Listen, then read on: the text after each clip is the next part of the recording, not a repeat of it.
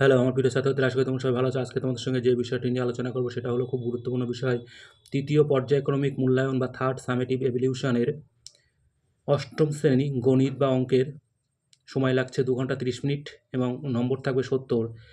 এই পরীক্ষার পাঠক্রম এবং প্রশ্ন কাঠামো দুটো বিষয় নিয়ে কিন্তু আলোচনা করব।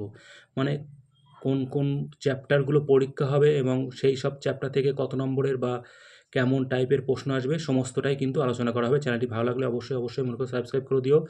নেক্সট কিন্তু এরকম ভিডিও আসতে চলেছে, অতএব সাজেশান, অঙ্কের সলিউশন নিয়ে কিন্তু পরপর ভিডিও আসতে চলেছে, অতএব চ্যানেলটি ভালো করে সাবস্ক্রাইব করে দাও। প্রথমে আসছি পাঠ্যক্রম, কোন কোন সিলেবাসে পরীক্ষা হবে। প্রথমে দেখে নাও অধ্যায় কী আছে। 15 নম্বর অধ্যায় বীজগাণিতিক সংখ্যামালার সরলীকরণ। 16 নম্বর অধ্যায় ত্রিভুজের কোণ ও বাহুর মধ্যে সম্পর্ক যাচাই। 17 নম্বর অধ্যায় সময় ও কার্য। 18 নম্বর অধ্যায় লেখচিত্র। 19 নম্বর অধ্যায় সমীকরণ গঠন ও সমাধান। 20 নম্বর অধ্যায় জ্যামিতিক প্রমাণ। 21 নম্বর অধ্যায় ত্রিভুজ অঙ্কন। 22 নম্বর অধ্যায় সমান্তরাল সরলরেখা অঙ্কন।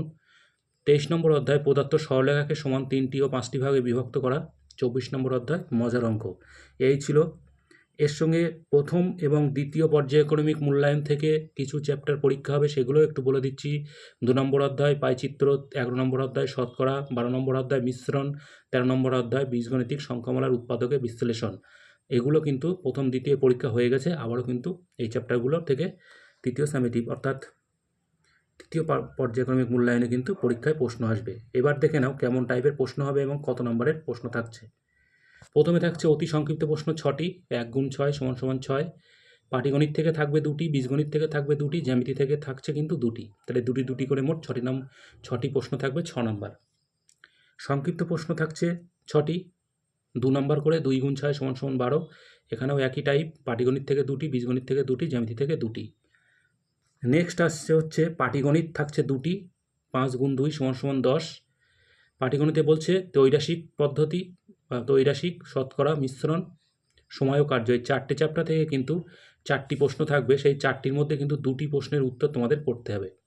তাহলে পাটিগণিতের ক্ষেত্রে তোমরা কিন্তু হাতে অপশান পাচ্ছ। নেক্সট হচ্ছে বীজগণিত। বীজগণিত থেকে থাকছে প্রথমে 2টি, তারপরে 2টি, আবারও 2টি। প্রথম 2টিতে থাকছে 3 গুণ 2 সমান সমান 6। প্রথম 2টির মধ্যে থাকবে উৎপাদকের বিশ্লেষণ, লসাগু গসাগু। এখানে একটা কথা বলে রাখি, অনেক সময় কিন্তু প্রশ্নের টাইপটা এরকম থাকে যে উৎপাদক বিশ্লেষণ থেকে কিন্তু 2টি প্রশ্ন থাকছে, লসাগু গসাগু থেকে কিন্তু 2টি প্রশ্ন থাকছে। এর থেকে হয়তো একটি করতে দিতে পারে, এর থেকে কিন্তু আবার এখান থেকে একটি করতে দিতে পারে। তাহলে এই টাইপের প্রশ্ন থাকতে পারে, অথবা উৎপাদক বিশ্লেষণ এবং লসাগু গসাগু মিশিয়ে দিয়ে কিন্তু তার মধ্যে থেকে যে কোনো 2টি প্রশ্নের উত্তর কিন্তু করে দিতে পারে। তবে বেশিরভাগ ক্ষেত্রে দেখা যাবে উৎপাদক বিশ্লেষণ থাকবে 2টি, তার মধ্যে থেকে তোমাদের একটি করতে হবে। লসাগু গসাগু থাকবে 2টি, তার মধ্যে থেকে তোমাদের একটি করতে হবে। তাহলে 3 গুণ 2 সমান সমান 6, এটা হয়ে গেল।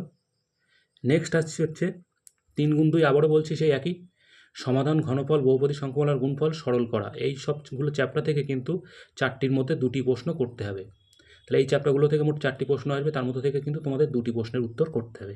নেক্সট আসছি 4 গুণ 2 সমান সমান 8। এখানেও কিন্তু সেই 2টি প্রশ্ন করতে হবে। সেখানে কিন্তু থাকছে সমীকরণ গঠন করে সমাধান এবং লেখচিত্র। এখানেও কিন্তু ঘটনাটা এরকম ঘটতে পারে, কোনো স্কুলের হয়তো প্রশ্নের টাইপ এরকম দিতে পারে, প্রথম সমীকরণ গঠন থেকে 2টি প্রশ্ন দিল, করতে হবে একটি। সমাধান বা লেখচিত্র, ওই লেখচিত্র থেকে দিল 2টি, সেখান থেকে থাকছে একটি। তাহলে এখান থেকেও কিন্তু এইভাবে কিন্তু টাইপের প্রশ্ন দিতে পারে। তাহলে যেমন টাইপের প্রশ্ন দেবে তোমরা অবশ্যই তোমাদের শিক্ষকের কাছ থেকে বা শিক্ষিকার কাছ থেকে তোমরা সেটা জেনে নেবে। নেক্সট হচ্ছে জ্যামিতি। জ্যামিতি থেকে থাকছে প্রথমে 2টি, তারপরে একটি, তারপরে একটি। প্রথম 2টি থাকছে উপপাদ্য, মানে 5 গুণ 2 সমান সমান 10। এখানে কিন্তু তোমাদের 4টি উপপাদ্য করতে হবে, তার মধ্যে থেকে কিন্তু তোমাদের 2টি করতে হবে। নেক্সট আসছে তারপরে 3 গুণ 1 সমান সমান 3। এখানে কিন্তু আবারও বলছি প্রয়োগ থাকবে 2টি, সেই 2টির মধ্যে এখানে কিন্তু একটি প্রয়োগে তোমাদের করতে হবে। তারপরে থাকছে 4 গুণ 1 সমান সমান 4। এটা বুঝতেই পারছো, এটা সম্পাদ্য করতে হবে। 2টি সম্পাদ্যের মধ্যে থেকে তোমাদের কিন্তু একটি সম্পাদ্য করতে হবে 4 নম্বরের। এই হয়ে গেল। আর একদম সর্বশেষ থাকছে রাশিবিজ্ঞানের প্রশ্ন। 5 গুণ 1 সমান সমান 5। এখানে 2টি রাশিবিজ্ঞানের প্রশ্ন থাকবে, তার মধ্যে থেকে কিন্তু তোমাদের একটি প্রশ্নের উত্তর করতে হবে। এই কিন্তু মোট ছিল তোমাদের 70 নম্বরের পুরো সিলেবাস, এবং কোন কোন চ্যাপ্টার এবং কেমন টাইপের প্রশ্ন সমস্তটা নিয়ে কিন্তু আলোচনা করলাম।